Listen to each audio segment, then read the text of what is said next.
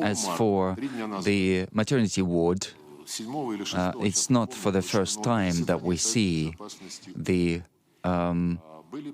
shouting in relation to so-called atrocities of the Russian military. On the 7th of March, 3 days ago, 7th or 6th of March, can't remember, at the United Nations Security Council, our delegation presented the facts that this maternity ward had been captured by Azov battalion a long time ago and other radicals.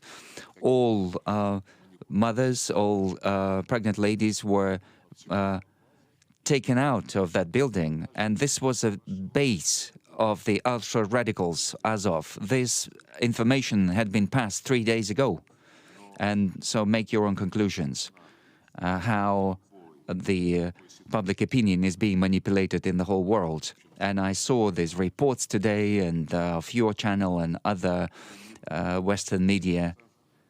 They're very emotional, but unfortunately, the second or the other side of any situation that allows us to create an objective picture never gets quite that much of attention. For your question whether we are planning to attack other countries, we're not planning to attack other countries. We did not attack Ukraine. We explained to Ukraine that many times that there's a situation which is posing direct threat to the Russian Federation. And despite our many years of warning, of expressing our concerns, nobody listened to us. President Putin explained that in great detail many times.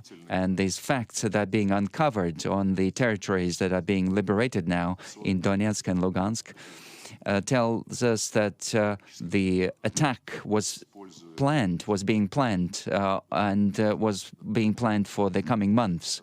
And of course, all these horrible facts, what Pentagon is doing in the biological laboratories that are created using Pentagon money on the Ukrainian territory in order to experiment using pathogens which could be used to create biological weapons. Representatives of Washington publicly denied the rumors, as they said, that they are engaged in some forbidden activity in Ukraine. That's not surprising. And European Union started to say that they don't have any data that Americans are engaged in some forbidden military activity in Ukraine. This is not surprising either.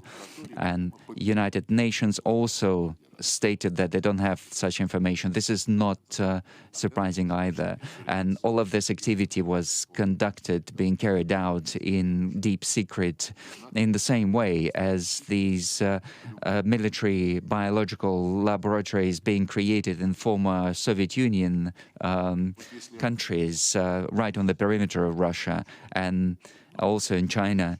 And this is something they would not be able to get away with. As every state, according to the convention, has to report on activity that they're conducting in this field, either on their territory or on other territories. This is how I'll answer this question. As for supplies of weapons to Ukraine from abroad, yes, we see how dangerously our Western colleagues are acting, including European Union, who is in violation to all its principles and values, supplying deadly weapons, including thousands of rocket launchers, which are very mobile and can be moved very easily, and which are used very often to create threats for civilian aviation. Where these thousands of rocket launchers end up in the end, we want to ask this question of our European Union colleagues. So we were trying to end the politics that was politics of threats to Russia over the number of years. And we did not get an answer how this flow of weapons will be controlled. So these threats and dangers will be created in Ukraine and also in the whole of Europe.